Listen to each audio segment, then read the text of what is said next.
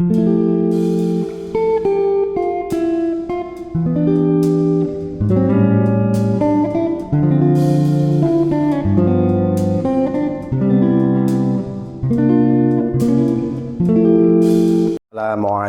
warahmatullahi wabarakatuh. Alhamdulillah, assalatu wassalamu ala rasulillah Sayyidina Muhammad ibn Abdillah wa ala alihi wa sahbihi wa man tabi'ahu wa mawalah. Amma ba'du, ikhwani fillah, as'adukumullah wa iyaya limardhatih. Mudah-mudahan Allah subhanahu wa ta'ala selalu memberikan karunia rahmatnya, yaitu karunia kita selalu mendapatkan keridhaan Allah subhanahu wa ta'ala. Amin, amin, ya rabbal alamin. Ikhwan fillah,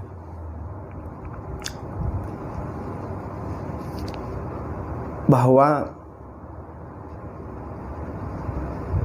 banyak orang yang bertanya,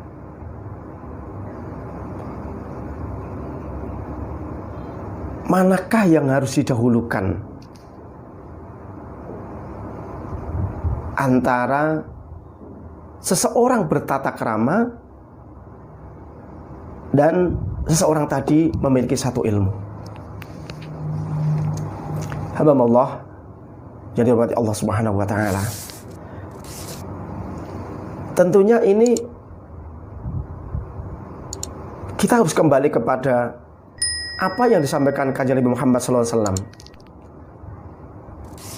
yaitu ketika Rasul menyampaikan, innama bu'itsu liutammima makarimal akhlaq.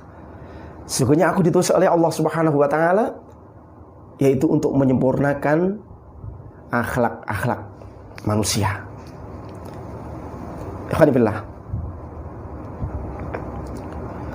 Sehingga dengan apa yang disampaikan Rasul ini tentunya mengenai akhlak, mengenai adab, mengenai tata krama di dalam seseorang yang sedang menjalankan agama Islam, ini adalah satu yang istimewa. Sesuatu hal yang wujubul wujub, wajibnya wajib. Karena apa? Karena Rasul menyampaikan bahwa diutusnya beliau ini adalah untuk membimbing umatnya agar memiliki tata krama, yaitu adab. Maka mari kita lihat apa yang disampaikan oleh Sayyidina Umar bin Al-Khattab radhiyallahu anhu. Ta'addabu thumma ta'allamu. Beradablah kamu, bertata kramalah kamu semua, berakhlaklah kamu semua, thumma ta'allamu. Kemudian setelah kamu bertata krama, setelah kamu beradab, maka belajarlah kamu semua.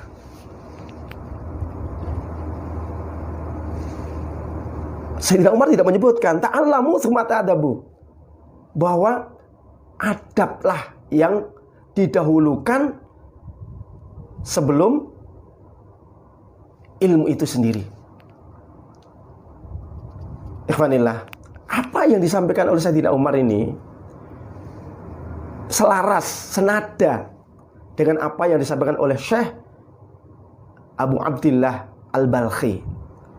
Adabun nafsi akbaru min adabil ilmi, wa adabun akbaru minal ilmi.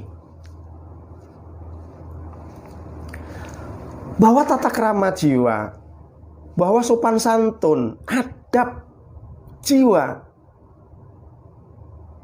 itu lebih agung, lebih besar daripada adabnya ilmu.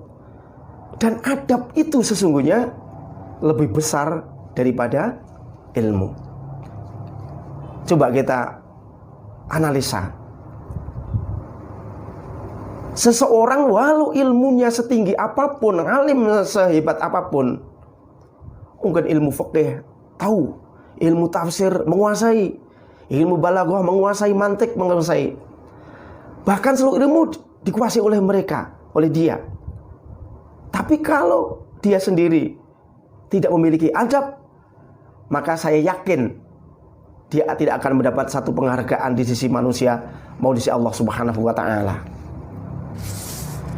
Alhamdulillah yang dirahmati Allah Subhanahu wa taala. Begitu pula orang yang sudah beragama Islam dan masuk ke dalam agama Islam, tentunya mau tidak mau maka harus bisa menjunjung tinggi yang namanya al-adab, yaitu tata krama.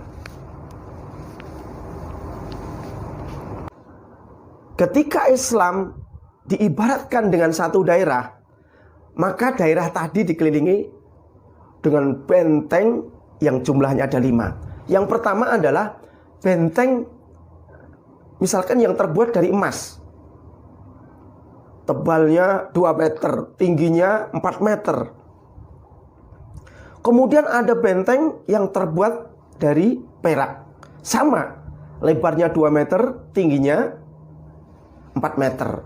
Kemudian disambung dengan benteng yang lain. Benteng yaitu benteng yang terbuat dari besi. Kemudian ada lagi benteng yang keempat, yaitu dikelilingi dengan benteng yang terbuat dari kuningan. Yang terakhir ada bentengnya tadi terbuat dari batu bata merah. Alhamdulillah. Di Islam dibuatkan satu daerah, kemudian bentengnya terbuat dari emas, kemudian bentengnya ada yang terbuat dari perak, yang ketiga ada yang terbuat dari besi, kemudian terbuat dari kuningan, kemudian yang terakhir terbuat dari batu bata merah. Apa yang dilakukan seorang penjaga agar daerah tadi tidak dimasuki musuhnya? Tentunya yang akan menjadi fokus penjagaan agar musuh tidak bisa masuk, tentunya orang tadi, penjaga tadi akan fokus kepada benteng yang terbuat dari bata. Karena apa? Karena diyakinkan bahwa benteng yang terbuat dari bata itu lebih lemah daripada benteng yang terbuat dari emas. Benteng yang terbuat dari bata lebih lemah daripada benteng yang terbuat dari perak. Benteng yang terbuat dari bata lebih lemah dari benteng yang terbuat dari besi. Dan benteng yang terbuat dari bata itu lebih lemah daripada benteng yang terbuat dari kuningan. Maka sang penjaga pasti akan fokus ke dalam benteng yang terbuat dari bata. Begitulah Islam. Dibentengi dengan 5 perkara. Yang pertama adalah al-yaqin. Yang kedua, Islam ini dibentengi dengan al-ikhlas. Kemudian yang ketiga adalah Islam ini dibentengi dengan adaul faraid, yaitu menjalankan perintah-perintah Allah Subhanahu wa taala, menjalankan apa yang diwajibkan oleh Allah Subhanahu wa taala dan menjauhi larang-larangannya.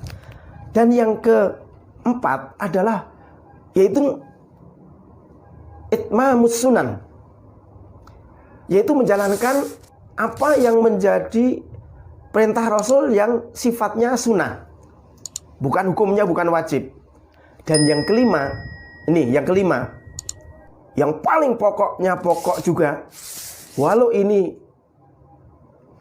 sebetulnya banyak yang tidak tahu dan banyak yang tidak menyadari, benteng yang kelima Islam itu adalah yaitu hifdzul adabi, yaitu menjaga tata krama.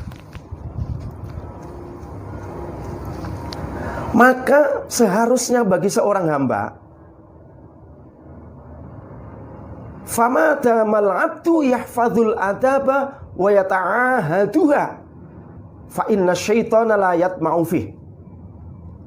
Maka sebaiknya dan teruslah menerus orang hamba itu harusnya menjaga tata krama dan selalu memperhatikan tata krama.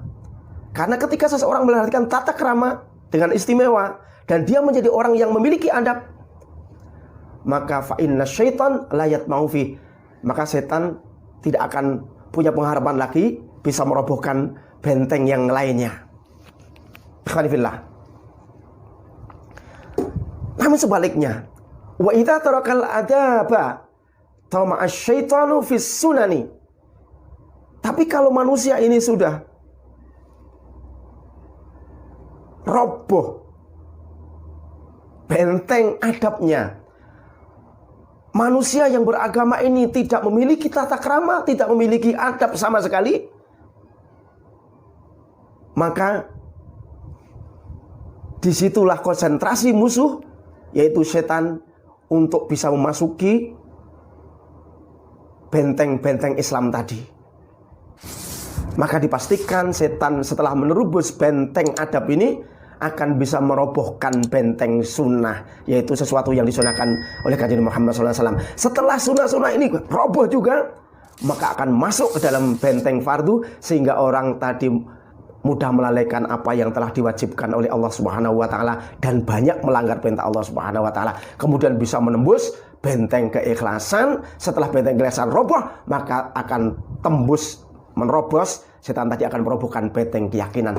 Robohlah seorang tadi, walau dia mengatakan dirinya beragama Islam, tapi sudah roboh sendi-sendi bentengnya yang telah membentengi agama Islam itu sendiri.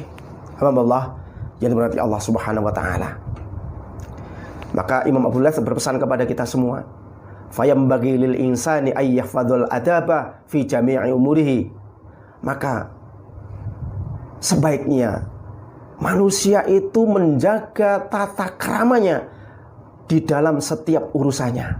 Bukankah Rasul telah memberikan satu pesan kepada kita? Ketika kita pengen masuk kamar mandi, ada tata krama sendiri. Ketika pengen makan, ada tata krama. Ketika mau bertamu, ada tata krama. Ketika kita pun menerima tamu, ada tata krama. Ketika kita bersaudara, punya tata krama. Dengan bapak punya tata krama. Dengan orang tua punya tata krama. Dengan adik harus tata krama. Dengan orang yang lebih tinggi tata krama. Orang yang lebih umurnya lebih muda bertata krama. Dengan orang miskin harus punya tata krama. Dengan orang kaya harus punya tata krama. Semuanya penuh tata krama. Mudah-mudahan Allah SWT memberikan kepada kita menjadi manusia yang istimewa, yaitu orang yang memiliki khuluqun azim, akhlak yang mulia, punya tata krama yang istimewa, dan menjadi orang yang istimewa di sisi Allah Subhanahu wa taala. Allahumma faqih wa tarik. Assalamualaikum warahmatullahi wabarakatuh.